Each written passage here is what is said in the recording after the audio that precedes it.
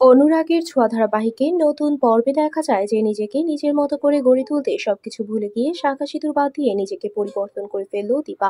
Modern দীপাকে দেখে চমকে ওঠে সূর্য। চোখ ফেরাতে পারল না সূর্য। দীপাকে প্রতিষ্ঠিত করতে তাকে মডার্ন করে গড়ে তুললো অর্জুন। কেননা সবকিছু জানা বোঝার পরে অর্জুন কিন্তু উর্মিকে বলেছিল এবার দীপার জন্য কিছু একটা করবে। আর সেই জন্য দীপাকে নিজের পায়ে দাঁড়াতে এবং দীপার দুই মেয়েকে ডাক্তার বানাতে বদ্ধপরিকর অর্জুন।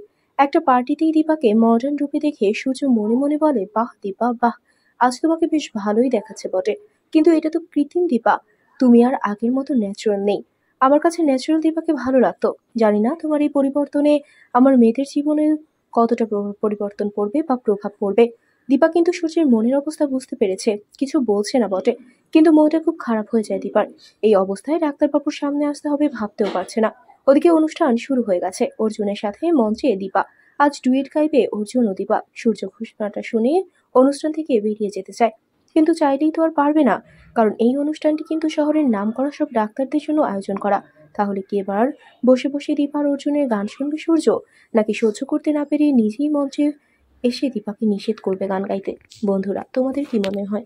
এক্ষুনি একটি লাইক দিয়ে এবং কমেন্ট করে জানিয়ে দাও তোমাদের মতামত। ধন্যবাদ।